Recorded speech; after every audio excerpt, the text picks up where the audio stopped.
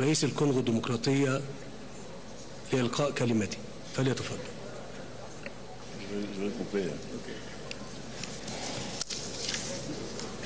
Excellence, Monsieur Abdel Fattah al-Sisi, président de la République arabe d'Égypte, président de la conférence des chefs d'État et de gouvernement de l'Union africaine, Excellences, Mesdames et Messieurs les chefs de l'État et de gouvernement, Excellences, Monsieur le secrétaire général des Nations Unies, Excellences, Monsieur le Président de la Commission de l'Union africaine, Mesdames et Messieurs, c'est pour moi un grand honneur d'être reçu par vous en ma qualité de président nouvellement élu de la République démocratique du Congo et de prendre la parole pour la première fois dans le cadre du 32e sommet de l'Union africaine. Avant toute chose, qu'il me soit permis de remercier le gouvernement et le peuple frère de la République fédérale et démocratique d'Éthiopie pour l'accueil chaleureux et fraternel ainsi que pour l'hospitalité qui ont été réservées à toute ma délégation et à moi-même depuis notre arrivée en terre abyssinienne. Je salue votre grand et beau pays, berceau d'une des plus vieilles civilisations du monde, symbole de l'indépendance africaine qui a su se moderniser et devenir l'un des modèles africains dans des secteurs tels que les infrastructures, l'agriculture, les services et la bonne gouvernance. Je voudrais également féliciter M. Abdel Fattah al-Sisi pour sa brillante élection à la tête de cette Assemblée des chefs d'État et de gouvernement.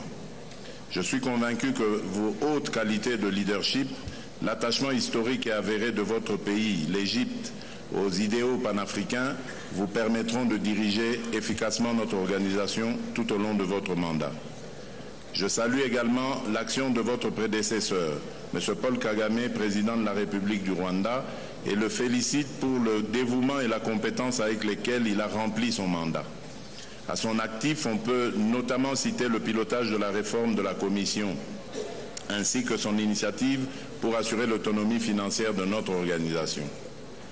Permettez-moi enfin de rendre un vibrant hommage à M. Moussa Faki, président de la Commission africaine, pour les efforts louables et inlassables qu'il ne cesse d'entreprendre pour défendre et promouvoir les objectifs et principes de l'acte constitutif de l'Union africaine. La République démocratique du Congo tient à réaffirmer son engagement à l'accompagner dans la dynamique qu'il entend poursuivre pour la bonne marche de notre organisation continentale. Excellences, Mesdames et Messieurs, il est un fait que la République démocratique du Congo se présente aujourd'hui devant vous dans un contexte particulier qui devrait, j'en suis persuadé, honorer toute l'Afrique. Ce contexte issu des élections qui ont eu lieu le 30 décembre 2018 consacre la toute première alternance démocratique et pacifique du pouvoir depuis notre indépendance et ce, dans le respect de la Constitution. Cette passation pacifique du pouvoir entre le président sortant et le dirigeant du plus ancien parti d'opposition a démenti tous les pronostics du chaos annoncés à l'issue de ces élections. Elle est la preuve de la maturité politique de notre peuple. À travers tout le pays, cette prouesse démocratique a été largement saluée par nos populations qui n'aspirent qu'à la paix. C'est donc avec un sens très élevé des responsabilités et conscient de la portée historique de cet événement pour le peuple de mon pays, patrie de Patrice Emery Lumumba, que je me présente devant vous. Ce passage de témoin augure également une nouvelle ère où, sur la base de cet acquis démocratique, il nous faut sans relâche ni répit consolider davantage la paix et la sécurité, combattre les antivaleurs, construire un état de droit, renforcer la politique de bon voisinage et le règlement pacifique des différends, neutraliser la nébuleuse des groupes armés qui massacrent et sèment la mort et la désolation dans certaines contrées du pays, tout particulièrement à Beni et à Butembo dans le nord-est. Notre pays a tant souffert depuis qu'il est Congo.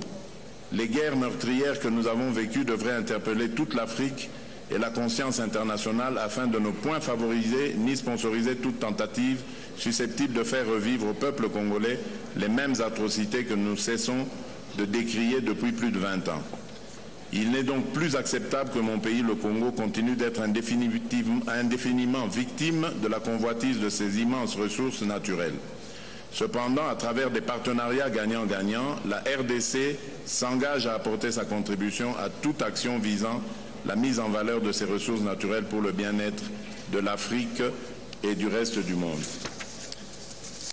Voilà, Excellence, Monsieur le Président, je remercie l'Assemblée avant de terminer.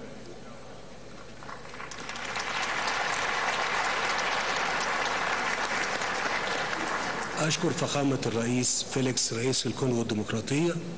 والآن أدعو السيدة ميناتا سامات مفوضة الشؤون السياسية إلى عرض أبرز الاستخلاصات التي انتهت إليها مداولات السادة وزراء الخارجية في هذا الصدد.